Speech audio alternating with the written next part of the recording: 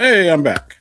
Uh, I just wanted to jump in here. I prefer to do live videos than recorded. I don't know something about recording. So I'm here to talk about. I want to talk about why the Some Nerve transaction is important, and I understand it's this Some North Woods brewery that most of y'all probably haven't been to.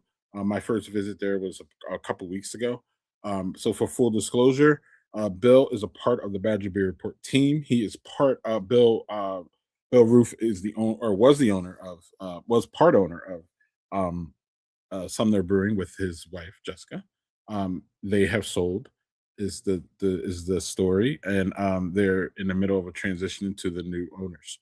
I wanted to jump on here because I wanted to make sure I wanted to talk to y'all about how I feel that this is an important transaction, even if it's just Northwoods, even if it was one of our smallest breweries in the area. It was the brewery that probably employs the least amount of people too. And so they were really, really small. And they are still going to be really, really small. And run by a two-man crew, it sounds like. So the details are on badgerbeerreport.com. So head over there. You can get all the details about who the new owner is and all that. I will address a little bit of that here, but I just wanted to talk about how I feel it's important um, for the landscape of the craft beer, and it's actually a transaction that I would love to see. I would love this to be a trend. So let's start with the number one point that I have here today is that we've seen too many great tiny nano breweries close, where when entirely the when the or I'm sorry when the original founders hit retirement age or get burnt out, they just lock the doors because finding a buyer who understands the culture and the brew house is brutally tough. Is it who there's been a bunch of high profile smaller breweries that have they cannot find an owner. We have Viking Brew Pub now. We have Brown House up north. They're looking for buyers. We have uh Bare Bones looking for a buyer. And so the thing is though is that they some nerve was able to sell. And the transition is exactly what I want to see. Instead of seeing the brand evaporating, Bill and Jessica found local lifers who took the choice, who took the torch. The community does not lose its gathering place. It does not lose its revenue stream from that business. And the state does not lose an established brand. So another thing that's happening here is that Joe and Andrea, I'm sorry, and Ad- Adrea, Araya, Adrea are keeping. I'm sorry about the name. I'm I'm getting. I'm so bad with names as I get older. The fact that Joe and Adria, how about that? Are keeping the name exactly, keeping the names. They're keeping the brewery name. They're keeping the recipes. Kareem Abdul-Jabbar will live on, and it's a massive win for consumer confidence, but it's also a massive win for the regulars who like those beers and who are familiar with that space. And too often, a new buyer comes in and completely scraps the identity and builds their own, concept from scratch, alienating some regulars for sure. Keeping the classics flowing while slowly developing new recipes down the road, to me, is the smartest way to do this. It's the most approachable way, and it is just, uh, I feel it's, especially in an area like this, it's the way to go. So we got number three here. My number 3 point is Joe Ross just isn't Joe Ross just isn't an enthusiastic home brewer trying to buy a retirement hobby. He is working down the road. He's been working down the road to Rocky Reef and Woodruff, Minocqua area. So he knows exactly what it takes to brew commercial volumes for the Northwoods palate. You're taking a beloved nano operation and handing it to a seasoned pro who already knows the local scene in and out. I mean, this is great. I mean, this is a best case scenario for that, for everything. This is great. So yeah, and then so before I get out of here, I just wanted to explain one thing too, that Bill and Jessica wrote in our piece is that they had to they had to destroy the remaining beer on the 24th due to state licensing laws. So the Wisconsin three-tier system laws mean that you can't transfer untaxed finished volume over to a completely new LLC holder overnight, y'all. Can't do that.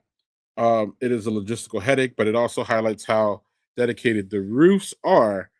They're spending the next 2 weeks standing side by side with Joe and I keep wanting to put an end there, Adrea, to help them rebrew and restock the tanks from scratch. So when Some Nerve opens, they're absolutely going to have the same beers that y'all love when they close, like the same ones. So, and it's going to be a quick. It should be 2 weeks. I can't speak to why it's a 2 weeks, even though I do. Bill and Jessica, I talk to them numerous times a day. I can't. I'm not going to speak to the 2 weeks, but it takes some time to brew, of course, and to get those in the fermenters. And then there's going to be some some appearance changes in the brewery, of course.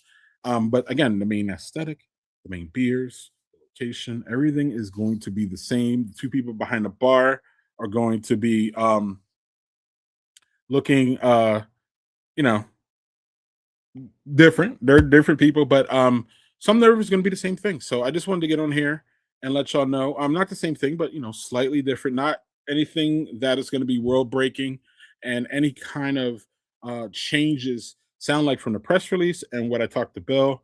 It sounds like. Uh, let's see here. Let me get you out of here. Uh, so yeah. Uh, Summing up, some nerve. 2 weeks, 2 weeks are going to be the same, basically the same some nerve that you've come to grown to love for the past 7 years, 8 years, and it's in Manitowoc Waters, Wisconsin, and we are happy for Bill and Jessica. We are happy for the Manitowoc community that they keep their brewery. We're happy for Wisconsin brewers just in general because we've seen what 9 closings this year. And this easily could have been another one because Jessica and Bill were for respect, they were done. It was their time. They did their thing, and now they've been able to hand it off. And again, I'm summing it up.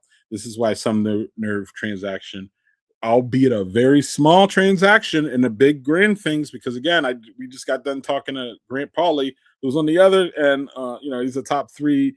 His three sheeps is top three now in production, and we probably have some nerve, which is probably bottom five of production or something like that, right? But this is an important transaction because we want this trend to continue where we find buyers. Lastly, shout out to Last Ditch Brew Pub who did this. They were our noggin, and then they flipped the switch. I think it was it a month that they went from Arnoggin to Last Stitch down in Kenosha, and they did that flip too.